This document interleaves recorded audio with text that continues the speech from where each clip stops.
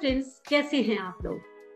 कुछ लोगों को आप जानते होंगे जो काफी पर्सनल नेचर के होते हैं, मतलब बड़े ही एलोन रहना, एकाकी रहना, अलूफ रहना पसंद करते हैं। लेकिन अगर आप उनसे मिलेंगे, आप गैदरिंग में उनसे मिलेंगे, तो वो बड़े ही अच्छी तरह आपसे बात करेंगे, बड़े ही खुश रहेंगे। कुछ लोग बड़ी ड्युअलिटी वाली पर्सनालिटी के होते हैं, थोड़े से खर्चीले भी होते हैं और कहीं कहीं वो बड़े कंजूस हो जाते हैं। ये नेचर जो आपको मैं बता रही हूँ, ये कौन से लग्न का होता है, क्योंकि आज मैं जिस लग्न के बारे में बात कर रही हूँ वो इस सीरीज की आखिरी लग्न है, और वो लग्न जो है वो मीन लग्न है। तो मीन लग्न क्या होता है, इनकी पर्सनैलिटी कैसी होती है, इनके मदर फादर भाई बहन, इनकी वेल्थ, इनका नेचर, इनका जो करियर है, और लास्ट में मैं हमेशा रेमेडीज जरूर बताती हूँ, आपको टिप्स जरूर देती हूँ। तो आखिरी तक मेरा वीडियो जरूर सुनिए, आपके लिए बहुत यूजफुल होगा। मैं Reena Khanna, numerologist, vastu consultant, tarot card reader and an astrologer. Friends, जब हम मीन लग्न की बात करते हैं तो ये हमारे लग्न की सीरीज में सबसे आखिरी लग्न है, यानी कि इसको नंबर मिला है 12। ये सबसे आखिरी है। अगर आपके फर्स्ट हाउस में नंबर 12 लिखा हुआ है, देन आप मीन लग्न या मीन असेंडेंट के होते हैं। फ्रेंड्स, हम जब बात करते हैं मीन लग्न की, तो मीन लग्न की जो राशि होती है वो जुपिटर होती है। जहां जुपिटर आ गया वहां पर नॉलेज आ गई, वहां पर विजडम आ गया। तो आप किससे कैसे होंगे, ये एक छोटी सी बात से ही पता चल जाता है। बहुत ही नॉलेजेबल, बहुत ही विजडम से भरे हुए। आपका नेचर जो है वो कैसा होगा, आप जो है एक ऐसी पर्सनालिटी के होते हैं, जैसे हम मछली को लेते हैं ना, क्योंकि आपकी जो राशि का साइन है वो फिश है, मछली है, तो मछली जैसी आंखें होंगी आपकी। आप एक गहरी आंखों वाले हो सकते हैं। आप एक मछली जैसे अपने तालाब में ही बहुत खुश रहती है, उसको बाहर निकालो तो वो तड़पने लगती है। तो इसीलिए आप भी एक ऐसे व्यक्ति होते हैं जो अपने घर में ही बहुत खुश रहते हैं। अगर आपको घर से बाहर कहीं भी जाना पड़े, सब अनकंफर्टेबल होते हैं, फिर भी आपकी ये नेचर है कि आप वहां पे एडजस्ट हो जाते हैं। हर जगह पर एडजस्ट होने वाले, आपके लिए कहा जाए तो हर हाल में खुश। अकेले बैठे हैं तो भी खुश, किसी गैदरिंग में गए तो भी खुश। फिर भी ज्यादा कहिए तो आपको अकेला रहना, अपने आप में रहना, अपने थॉट्स के साथ रहना बहुत अच्छा लगता है। आपको पढ़ने का शौक होता है, गुरु है तो कहीं ना कहीं नॉलेज गेन करना, विजडम आपका बहुत बड़ा है, तो आपको वो चीजें बहुत अच्छी लगती हैं। बुक्स को रीड करना आपको बहुत पसंद है। आप बहुत ही एडजस्टेबल होते हैं, बहुत जजमेंटल भी होते हैं। अगर आपके बारे में बात की जाए कि आप जो है एक सॉफ्ट स्पोकन, एक बहुत ही सॉफ्ट हार्टेड पर्सन भी होते हैं। आपको फिलॉसफी, आपको साइकोलॉजी, इन चीजों का बहुत शौक होता है। अच्छे फिलोसोफर हो सकते हैं, अच्छे साइकोलॉजिस्ट हो सकते हैं। 12 नंबर जो है वो एक जुपिटर का नंबर है, तो कहीं ना कहीं एक गुरु की क्वालिटीज आप में होती है। और अगर हम 12th हाउस की बात करें, क्योंकि मीन लग्न जो मीन राशि है उसको 12th हाउस मिला हुआ है, तो ये हाउस मोक्ष को प्राप्त करने वाला होता है। तो आप में वो कैपेबिलिटी है, आप में वो ताकत है कि आप चाहें तो मेडिटेशन के थ्रू मोक्ष को प्राप्त कर सकते हैं। कई बार आप मेटेरियलिस्टिक गेन्स करने में फंस जाते हैं। आपको ये थोड़ा ध्यान रखना चाहिए कि आप शायद इस चीज के लिए बने ही नहीं हैं। आप जिस चीज के लिए बने हैं वो है इस दुनिया में कुछ अलग करके दिखाना, वो मोक्ष को प्राप्त करना, मेडिटेशंस करना, ये चीजें, और अपनी नॉलेज को दुनिया भर में फैलाना। शायद आप इस चीज के लिए बने हैं। कभी सोच के देखिए, कहीं आप गलत रास्ते पे तो नहीं जा रहे, तो अपने आप को ठीक कर लीजिए। वेल्थ की बात करें तो आप का अगर कुंडली शुरू फर्स्ट हाउस में 12 नंबर लिखा है तो सेकंड हाउस में आपके नंबर 1 लिखा होगा, यानी कि मार्स। तो आपकी जो फैमिली है कहीं ना कहीं थोड़ी अग्रेसिव होगी, थोड़ी इम्पल्सिव होगी, कमांडिंग भी हो सकते हैं। आप जो है, आपकी फैमिली मेंबर्स जो हैं वो अथॉरिटेटिव भी हो सकते हैं। यहाँ अगर मंगल उच्च का है तो बड़ा ही अच्छा है, आपकी फैमिली बहुत राइज करने वाली होगी, वेल्थ बहुत अच्छी होगी। कहीं मंगल नीच का हो गया तो फिर वो थोड़ा सा गड़बड़ हो जाती है, थोड़े आपकी फैमिली में लड़ाई झगड़े होना, पैसा वेस्ट होना, ये चीजें हो सकती हैं। अगर हम बात करें कि आपके भाई बहन कैसे होंगे, आपकी प्रेजेंटेशन कैसी होगी, आपका सोशल सर्कल कैसा होगा, तो आपके भाई बहन जो हैं बड़े मेथड से चलने वाले, सॉफ्ट स्पोकन और सबसे मिलजुल के रहने वाले होंगे। आप बहुत लकी हैं कि आपको ऐसे भाई बहन मिले हैं और उनको आप मिले हैं। उसके अलावा आपकी प्रेजेंटेशन भी बड़ी सॉफ्ट होगी, बड़ी नॉलेजेबल होगी। कभी भी आप कुछ अपनी कंपनी के लिए या कैसे प्रेजेंटेशन देने जा रहे हैं तो एक पूरे मेथड से लिस्ट बनाकर और पूरे प्लानिंग के साथ आप ये काम करेंगे और बहुत ही अच्छे से उसको प्रेजेंट कर पाएंगे।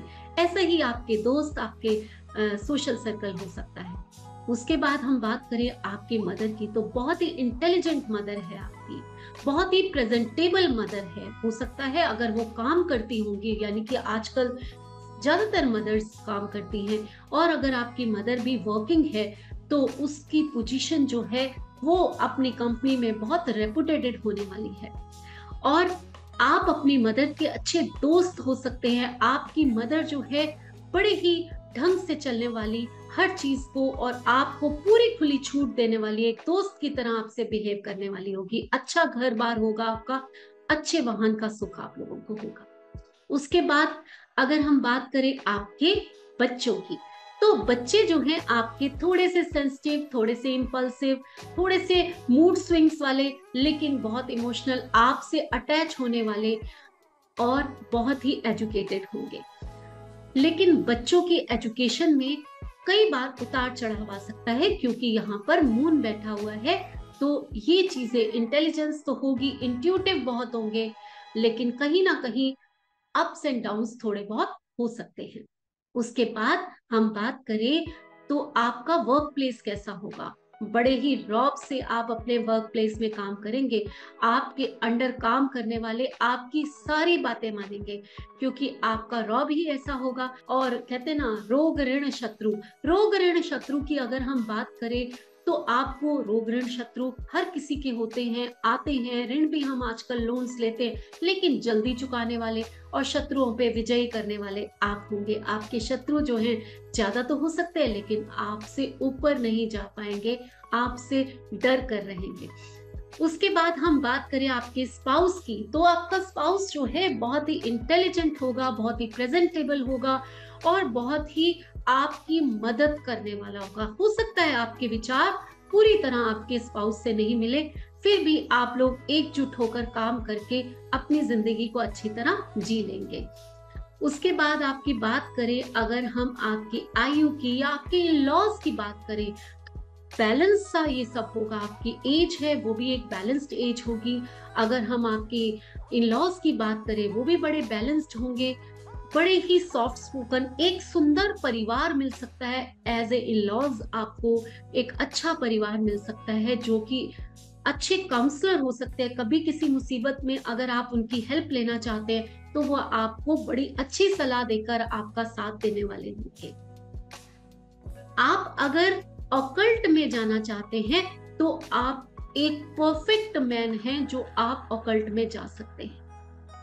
मैन क्यों, वुमेन भी, ये तो दोनों के लिए है। तो आप एक अच्छे इंसान, आप वो हो सकते हैं जो ऑकल्ट की दुनिया में बहुत बड़ा नाम कमा सके। तो आपको इस बारे में सोचना चाहिए।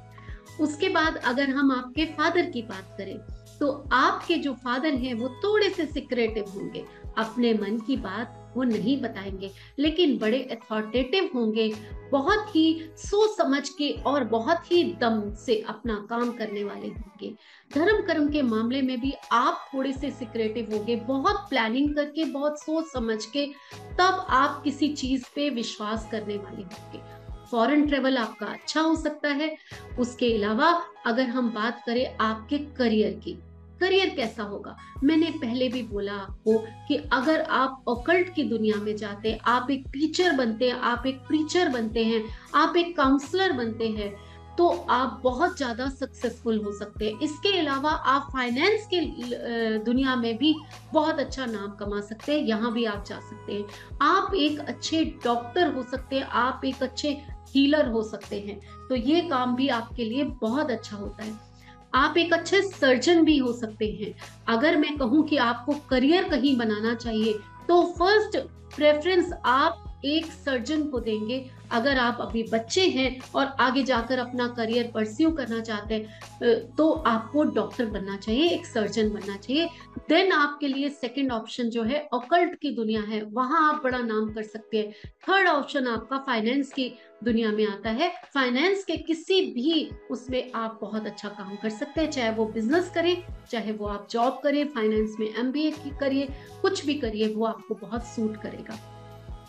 इसके अलावा आपके बड़े भाई बहन कैसे होंगे, तो वो भी बड़े ही लॉजिकल और बड़े ही प्रैक्टिकल होंगे, जीनियस होंगे और साथ देने वाले होंगे, और साथ में काफी ही अच्छा, इस जिसे कहते हैं ना कि ठहराव वाले होंगे बहुत।